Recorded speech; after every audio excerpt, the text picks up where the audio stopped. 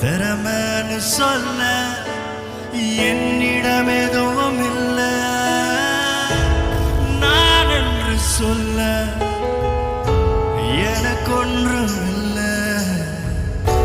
திறமைன்னு சொல்ல என்னிடம் எதுவும் இல்லை, தகுதியிலா என்னை உயர்த்தினது உங்க கிருபை.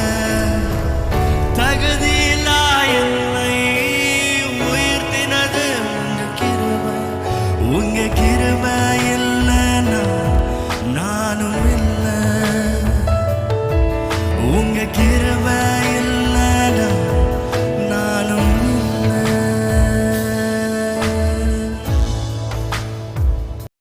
నమ్మిన తర్వాత పాపం చేయని వారు మనం ఉన్నామా అండి? నో.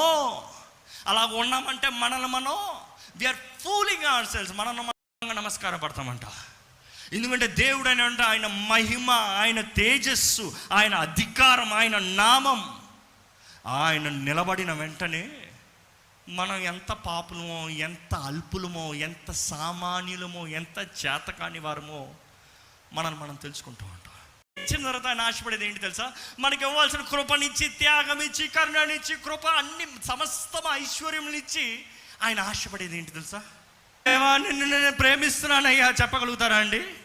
మీ కొరకు నలగొట్టబడి, హింసించబడి, ఉమ్ము వేయబడి, వికురుగా సపరేట్గా త్రోసివేయబడి, ఏమీ లేని వారిగా మాడి సమస్తం కలిగిన దేవుడు ఈరోజు మన దగ్గర నుంచి ఏమి ఎదురు చూస్తున్నాడు తెలుసా? ప్రేమిస్తున్నానయ్యా. ప్రేమకి ప్రతిస్పందనగా ప్రేమను కోరుతున్నాడు అండి దేవుడు.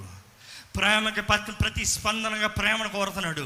ఈ మానవుడు కొంచెం ఎవరిని ప్రేమించినా సరే తిరిగి మనల్ని ప్రేమించకపోతే ఇంక నేను ప్రేమించను నిన్ను అంటున్నాం.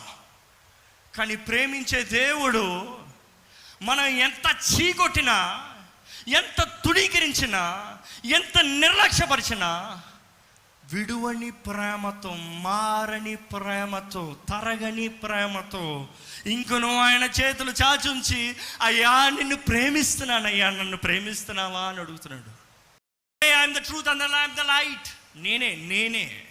సో దేవుడు అంటాడు, నేను మీ పక్షాన మీకు రావాల్సిన శిక్ష, మీరు చేసిన పాపాన్ని బట్టి మీకు కావాల్సిన రక్షణ కొరకు నేను వెల చెల్లించి, I have paid it full, సంపూర్ణంగా వెల చెల్లించి తండ్రి దగ్గర నుంచి కరుణను పొంది, దయను పొంది, కృపను పొంది ప్రతి ఒక్కటి వెల చెల్లించి మీకు ఉచితంగా ఇస్తున్నాను. నేను నిన్ను ఎత్తుకుని నాతో తీసుకెళ్ళచ్చా? అంతే. నువ్వు రాకాదు, ఎందుకంటే నువ్వు రాగలిగిన స్థానంలో కూడా లేము మనం.